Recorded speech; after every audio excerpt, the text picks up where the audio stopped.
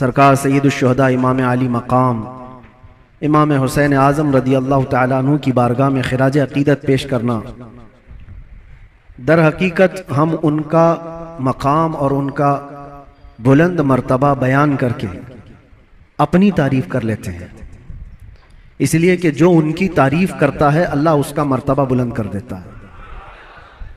एक बात याद रखें, हम हुसैनी हैं और हुसैन आज़म अमन का पैगाम देने वालों को कहते हैं। सैयदुश्शुहदा इमाम आली मकाम इमाम हुसैन रदी अल्लाह तआला अन्हु जुल्म के खिलाफ ही तो खड़े थे और उन्होंने अपनी पूरी जिंदगी में ये साबित कर दिखाया है, मौत और हयात सिर्फ इस दुनिया से मर जाने और कट जाने का नाम नहीं है। जो रसूल पाक सल्लल्लाहु अलैहि वसल्लम की मोहब्बत में मर जाता है अल्लाह उसे हमेशा जिंदा रखता है। आज सिर्फ दो चंद नसीहतें आपके सामने रखता हूं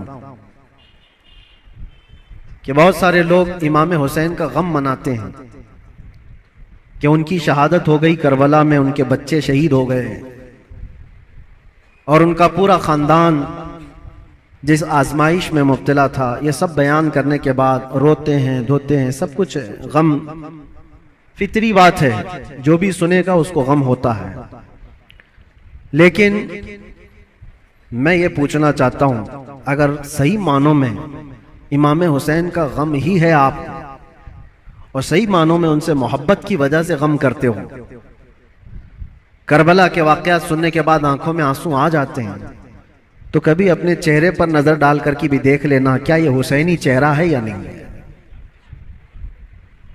गम हुसैन का तो है, चेहरा हुसैन का क्यों नहीं है। बड़ी बात है मेरे अजीजों, तुम्हारे कहने में और करने में फर्क नहीं होना चाहिए। जिस चीज की मोहब्बत का दावा कर रहे हो वह हुसैन आजम रसूलुल्लाह की शरीयत और रसूलुल्लाह की सुन्नत बचाने के लिए अपने बच्चों का खून भी कुर्बान कर दिया। और आज हमारे बच्चे, हमारे नौजवान दिन भर न जाने कौन से ऐश में मुब्तला रहते हैं, नशा की जिंदगी, ताश के पत्तों में, शराब की बोतलों में। क्या ये जवानी आपको इसलिए दी गई है? हुसैन आजम का जिक्र सुनने वाला कभी ऐसा नहीं कर सकता कि उसकी नशे से दोस्ती हो, कभी नहीं हो सकता। कभी याद करो कि 3 दिन के भूखे और प्यासे सब्र के उस पहाड़ को। एक बात मैं आपको बता दूं, हमारे बच्चे की उंगली में भी अगर चोट आ जाए ना तो बेकरारी बढ़ जाती है। मैंने देखा है, मेरा 1 साल का बेटा, दरवाजे में उंगली उसकी फंस गई थी, उंगली कट गई थी, तो लेकर दौड़े डॉक्टर के पास। डॉक्टर जब सुई से टाके लगा रहा था, बच्चा चीख मार रहा था, चिल्ला रहा था, और सच बताऊं मजबूत दिल होने के बावजूद भी हमारे पैर कांप रहे थे। बार बार ये दिल कर रहा था कि बच्चे को थाम लूं। डॉक्टर और नर्स हमें आने से मना कर रहे थे, आप दूर खड़े रहिए, इलाज कर रहे हैं। उंगली के टाके देखा नहीं जाते हमसे अपने बच्चे के।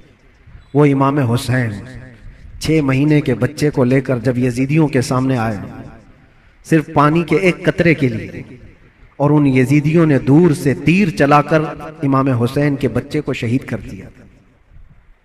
गले में तीर चला और खून का फव्वारा निकलकर इमाम हुसैन के चेहरे पर लगा। जानते हो मेरे अजीजों, अपने हाथों में उस बच्चे को लेकर क्या उन्होंने रोना धोना किया? नहीं, अल्लाह की बारगाह में पेश किया और अर्ज किया कि मौला मेरी ये छोटी कुर्बानी भी कबूल फरमा ले।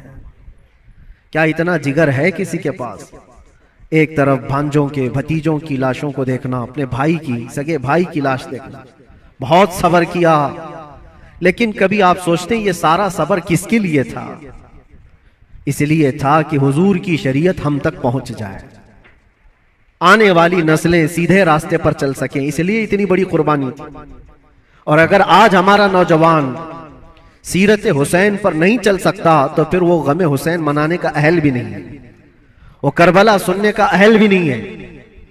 करबला के वाकयात सुनने वाला नौजवान वो सच्ची तौबा करके सच्चे रास्ते पर चलने का अज़म करे तो ही हकीकी मानों में वो हुसैनी कहलाता है। और आपको पता है हुसैन आजम के साथ कौन था करबला में? सिर्फ उनका खानदान 82 लोग, 82 लोग गए थे, जिसमें से तो 72 के करीब शहीद हो गए। औरतें बची थी जिंदगी, आपकी बहन और आपकी बीवी, आपकी बेटी, या औरतें जब कैदी बन करके जा रही थी। लोग उल्टा सीधा बयान करते होंगे, लेकिन सही मानों में रिवायत यह है कि उन अहले बैत की खवातीन को उस हालत में भी पर्दे में देखा गया है। अहले बैत की कोई औरतें बेहिजाब नहीं थी, वो अपने पर्दे की पाबंदी कर रही थी, जैसे चाहे वैसे। आपको एक बात बताता हूं, जब इमाम हुसैन का सर लेकर के दिमश्क में पहुंचे, दिमश्क में जब पहुंचे तो पूरे लोग सर इमाम हुसैन को देखने के लिए भीड़ लगाए हुए थे। तो उस वक्त हजरत बीबी सकीना जो 9 साल की थी, इमाम हुसैन की बेटी, वो भी चल रही थी।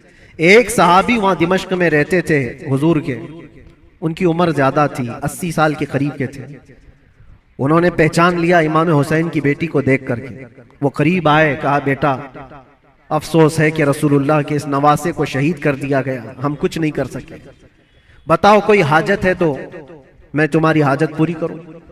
ऐसे वक्त में एक घर, जिसके घर से सब कुछ लुट गया हो, खाने पीने को भी ना हो और कैदी बनाकर ले जाया जा रहा हो, उस वक्त नन्ही सी बच्ची ने क्या कहा जानते हैं आप? कहा, ए मेरे नाना के सहाबी, ये जो मेरे बाप का सर नेज़े पर डालकर ले जा रहे हैं, इसको थोड़ा आगे कर दीजिए, ये जुलूस में आगे कर दीजिए। कहा क्यों ऐसा कह रहे हो? कहा इसलिए कि उस सर को देखने के लिए भीड़ जमा हो रही है, और वो सर देखते देखते लोग हमारी इज्जतों को भी देख रहे हैं, हमारी तरफ भी देख रहे हैं, हमारी बेपर्दगी ना होने पाए। जो सर देखना चाहते हैं वो सर देखें, हम तो कम से कम महफूज रहे। उस आलम में भी अपने पर्दे की हिफाजत करने वाली अहले बैत की वो छोटी सी बच्ची पर कुर्बान जाओ। आज हमारी भी औरतें हैं, औरतों को इस करबला के वाक़े से ये सीखना चाहिए कि जितने ऐश परस्ती में दुनिया तुम्हें आज बाहर दावत देकर बुला रही है, मेरी बहनों, ये हकीकी जिंदगी नहीं, इस्लामी जिंदगी ये है कि रसूलुल्लाह सल्लल्लाहु अलैहि वसल्लम के अहले बैत से जुड़े हुए हर खातून ने ऐसी जिंदगी गुजारी है कि किसी अजनबी ने जिंदगी भर उनके किसी चीज को देखा नहीं है। अल्लाह करे कि हमें वो जिंदगियां नसीब हो। बस मेरा ये पैगाम है कि हुसैन आजम को सुनने के लिए सिर्फ रोना धोना जरूरी नहीं, बल्कि हुसैन आजम को सुनने वाले को ये अज़्म और हौसला रखना चाहिए कि मैं अपनी ख्वाहिशात को मार करके अल्लाह की रजा के लिए जीऊंगा, अल्लाह की रजा के लिए जीऊंगा। जो बुरी आदतें जिंदगी में आती हैं उसको तर्क करना, ये भी एक बहुत बड़ा अज़्म है, एक बहुत बड़ा हौसला है। नौजवानों से मैं गुजारिश करूंगा, आज पूरी दुनिया तुम्हारी तरफ देख रही है। आज जानते हैं हमारी कौम को क्या क्या इल्जामात हैं कि नशा तुम्हारे यहाँ बिकता है, नशा तुम करते हो, झूठ तुम बोलते हो, चोरियां तुम्हारे मोहल्ले में हो रही हैं, बहुत सारी आवारगियां। ये सब बातें क्यों आई तुम्हारे अंदर? रसूलुल्लाह सल्लल्लाहु तआला अलैहि वसल्लम के खानदान से मोहब्बत करने वाले, अहले बैत से मोहब्बत करने वाले अपने मुआशरे में ऐसे तो नहीं रह सकते। जिस रसूल ने कहा सफाई आधा ईमान है, आज हमारे मोहल्लों में सफाई नहीं। बात सिर्फ यही है कि सिर्फ जुबान से हुसैन हुसैन कह लेने का नाम हुसैनी नहीं होता, हुसैनी नहीं होता। अपने अमल से यह साबित करके दिखाओ कि हम हुसैनी किरदार रखते हैं, यजीद से आज भी नफरत रखते हैं। और आखिरी बात, हुकूमतें सबकी जाएंगी, आज जो तख्त पर बैठे हों कल उतर जाएंगे। यजीद 3 साल तक हुकूमत किया, अपने 3 साला दौर में उसने बहुत जुल्म किया, लेकिन तख्ता खत्म हो गया, यजीद मर गया। मुझे बताओ आज पूरी कायनात में झंडा यजीद का लहराता है या हुसैन का लहराता है? वजह यही है, हक के लिए जो खड़ा हुआ रब ताला उसे कयामत तक जिंदा रखता है।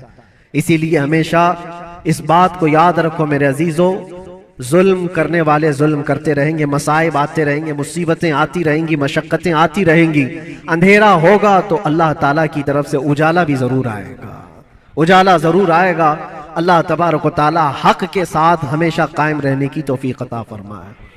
बस मैं आज इतनी नसीहत पर अपनी गुफ्तगू ख़त्म करता हूँ और दुआ के लिए मैं हाजिर आया था।